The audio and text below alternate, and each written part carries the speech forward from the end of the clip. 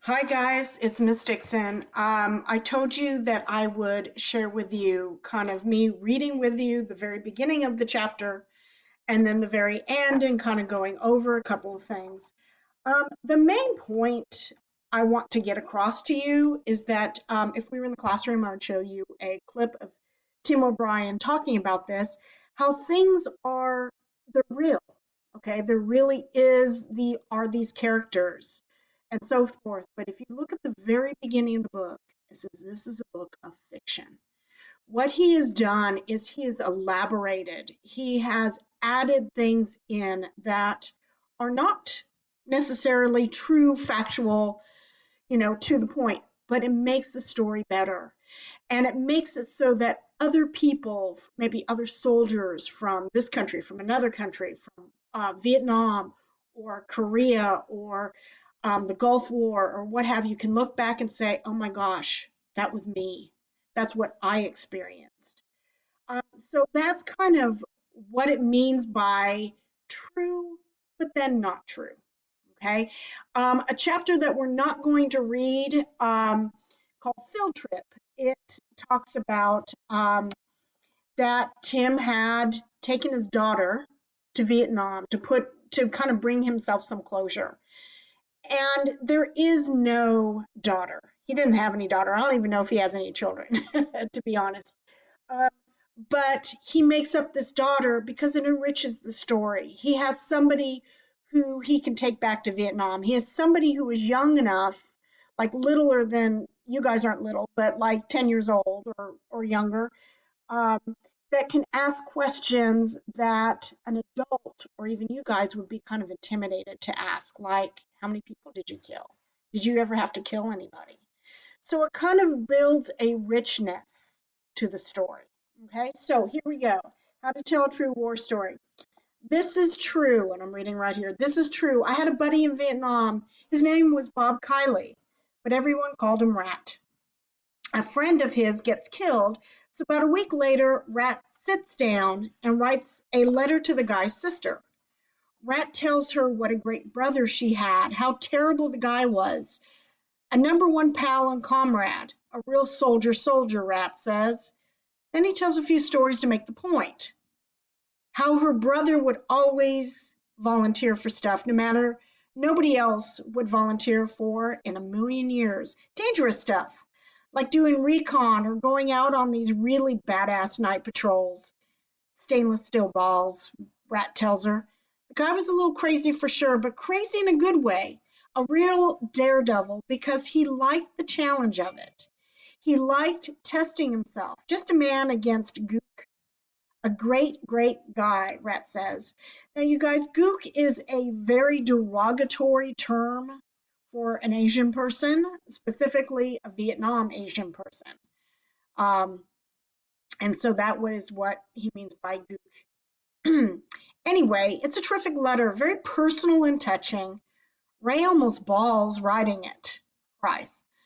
He gets all teary, telling about the good times they had together, about her brother made the war seem almost fun, always raising hell and lighting up villages, and bringing smoke to bear every which way. A great sense of humor, too, like the time at this river when he went fishing with a whole damn crate of hand grenades.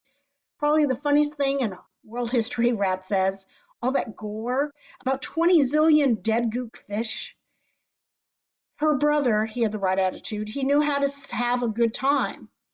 On Halloween, this really hot, spooky night, the dude paints up his body all different colors and puts on this weird mask and hikes over to a ville and goes trick or treating almost stark naked, just boots and balls and on an M16. A tremendous human being, Rat says. Pretty nutso sometimes, but you could trust him with your life.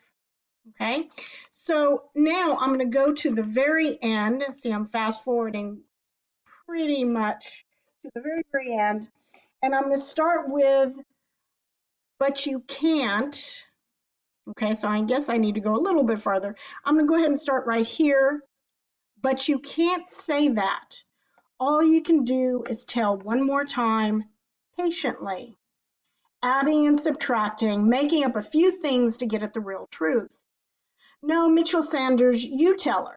No Lemon, no Rat Kiley, no Trail Junction, no Baby Buffalo, no vines or moths or white blossoms. Beginning to end, you tell her it's all made up. Every goddamn detail. The mountains and the river, and especially the poor dumb baby buffalo. None of it happened. None of it. And even if it did happen, it didn't happen in the mountains. It happened in a little village on the Patangan Peninsula, and it was raining like crazy. And one night, a guy named Stink Harris woke up screaming with a leech on his tongue. You can tell a true war story if you keep on telling it. And in the end, of course, a true story is never about war. It is about sunlight. It is about the special way that dawn spreads out on a river when you know you must cross the river and march into the mountains and do things you're afraid to do. It's about love and memory. It's about sorrow. It's about sisters who never write back and people who never listen. So, you guys, on this, he kind of fesses up a little bit in this area right at the end about some of the things he elaborated on, some of the things that were true and not true. Very much kind of like when you're little and somebody would read you an Aesop fable, like how the tortoise won the race, that kind of thing, or there's so many of them. How they have an element of truth to them, a core of truth, but yet they're kind of added on to make it a little bit different.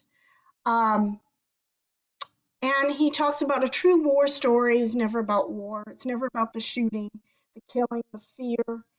It's about the special way that people bond together.